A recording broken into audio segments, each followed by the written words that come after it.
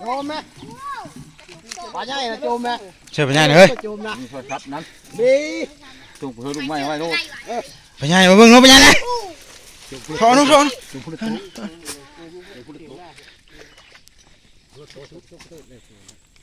บอกกูเอานะ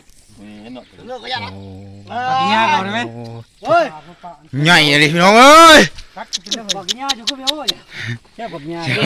เชื่อปลาใหญ่นะ แล้วว่าถ่ายผู้ชงอีตานะมึงนะอีตาเพิ่มแล้วของมันนั่นนี่อีตานี่นะบอกกินยาอยู่มือตาเย็นแล้วนี่ เรื่องน้อยคือเราเจ้าครับ นี่ ตัวนี้แล้วระบบแล้วระบบ ตัวนี้เอาบ่ดิ มา กูจะเล่าให้เลยตัวนี้บ่เอาบ่ดิเขาบอกกระโชกดิ ขี้ เอาบดเลยเอาบดเลยคลิกเชิงจิ้ม เป็นบัดหมูเอาได้หมู หมูหมู แกวะ เชื่อหมูนะ โยกเมาเลย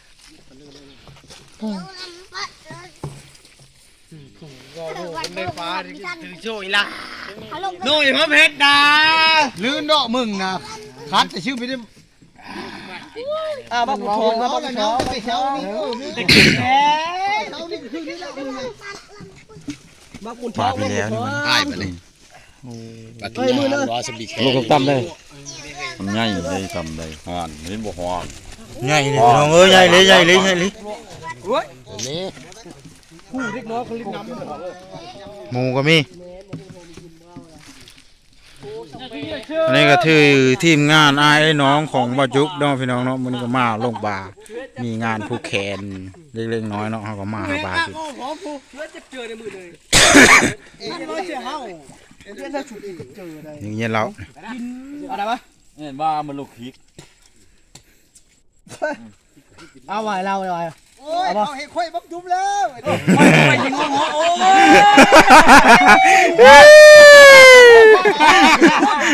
อาชาหน้าอีไว้ เรามาแล้วพี่น้องเรามา เล่นมาถ่ายลงคลิปพูดเล่นลงน้ำใหม่นะเร็วจังมีกันได้ย่าหน้าตะกุนเฮ้ยไปโค้แล้วแล้วชุบก็บอกว่าเกมเล่าเราไปหมดดิเอาเลยเฉลยเลยบัดจีแล้วว่าจะเล่าแล้ว หมูนะ โ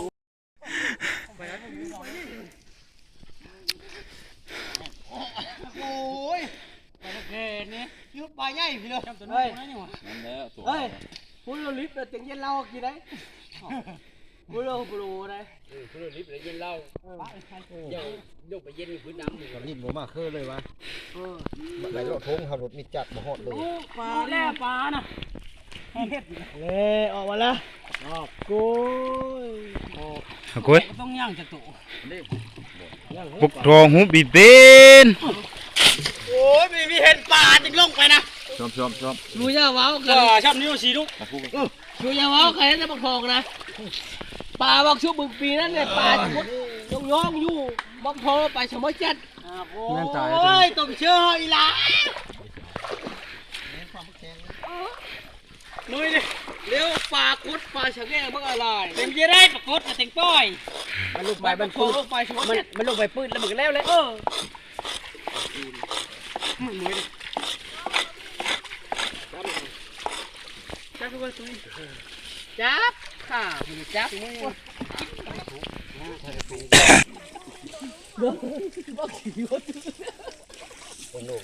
อันนี้อย่างนั้นชกโคกเวเมาแล้วมันหัวถือละโอ้ละใส่ไปลงไปแม่แก้วน้าลูกเรานะแม่แก้วคือลูกเพลงนะแม่แก้วนะ นี่ล่างซอยจำนี่ กำลังให้กินนี่ กำลังให้กินนะน้องเนาะ ไปแล้ว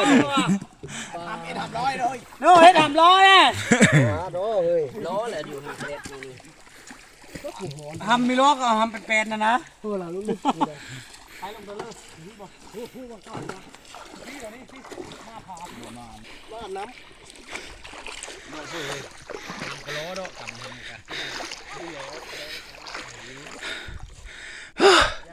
เฮ้ยโอ้ขึ้นมาแล้วพี่น้องขึ้นมาแล้วปลาคือสิใหญ่เนาะ หัวหน้าหน่วยเร็วไอ้นะหน่วยเร็วอันนี้ตะคุมด้วยหกน้อยน้องน้ำมันแห้งแล้วโอ้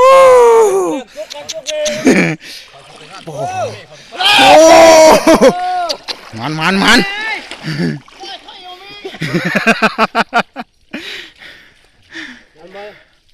ันนั้นห้อยโถท้องห้อยโถท้องพันหาบโถพันหาบโถปนับโรนะอยู่นั่นคือโรคเกี้ยวนะแห่เชี่ยไอ้แห่ขึ้นมากบ่ได้บาดเลี้ยเราเลยกี่มูนะย่างย่างอ่อนนี่แหละลงมาเอาไม่ชดได้ไหมอยู่ว่าต้องพุ่งไม่ได้กินโบราณเพเบนคือไม่ได้กินบ่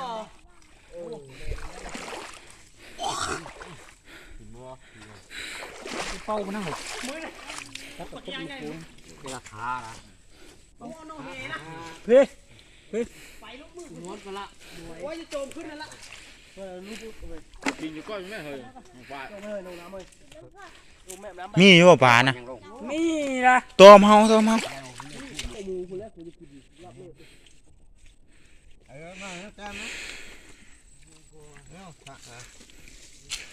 อยู่ที่มาทำไงกินแม่เลยเอาเปิดมาเราเอากูมึงก็ย่างกูแล้วแหมปลาใหญ่ขึ้นมาละเฮ้ยพ่อเนี่ยปลาใหญ่ลายตูพวกเจ้านะพ่อมาได้ลายแอปนะ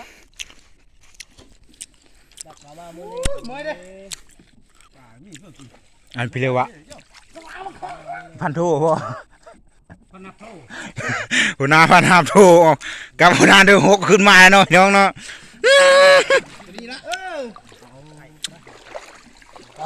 อันนี้ไปง่ายอันนี้แล้วตัวกูเอากะ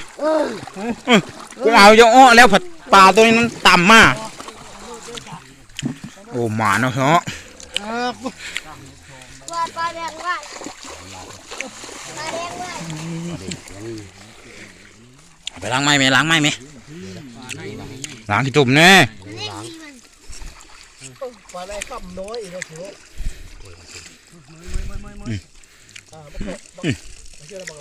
น้อยแล้วปล่อยแล้วเอาพุ่งมันผักยาตัวนึงแพ้ตัวเจ้าจี้เจ้านั้นทำไงนะตัวไฟกวาดอ้อถึงไงดีอ้อชมตูกว่าไม่ได้พ่อกินได้เลยใหญ่3ตัวที่ตัวแล้วนี่ทักนี่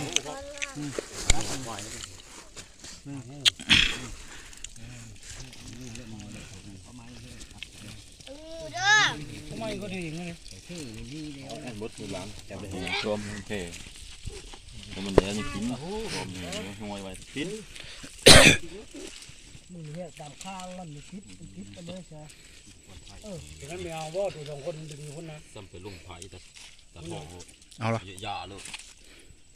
หวานโน่เอาพี่น้องล้างกินหญ้าคือเรียบยังไงปลากินหญ้า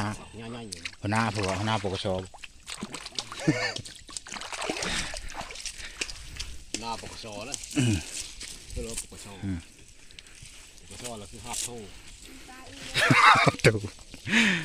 ลงที่เป็นงานชุดอย่างนี้มาโดด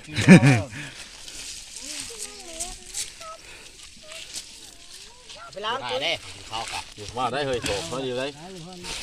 เรียกว่าอะไรเอาลงบนเอาขึ้นเลยอ่ะเอาใช้มาเลยเนี่ยมือปนิจับสินะโอ้ยสุกกินเนาะน้องเนาะคุณชะแตดปกโซปากชะปากเซนกินอยู่เนาะปากเซกินอยู่จำหมูตัวน้องฮะโอ้ลายเลยพวกกินเลี้ยงหมูโอ้ลายปลาตองกับลายนี่ปลาตองโอ้นาเนื้อหกเป็นหมานเลยหมาน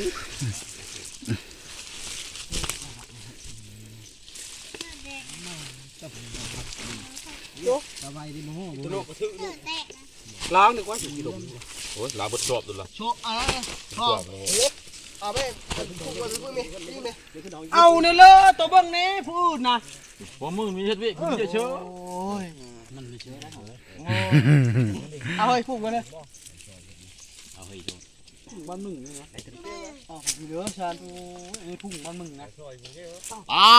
ปลาใหญ่ปลาใหญ่ ดีพี่น้องหลายดีป่าได้มาธรรมชาติโคตรดีธรรมชาติได้ปล่อยได้เอาธรรมชาติทั้งหมดนั่นละ อันนั้นบักเป็ดล้างอยู่พุ่งมานะได้ เอาลงน้ำไปลงน้ำลงซ้อมน้ำไปนี่ ขี้นะ หายได้หาย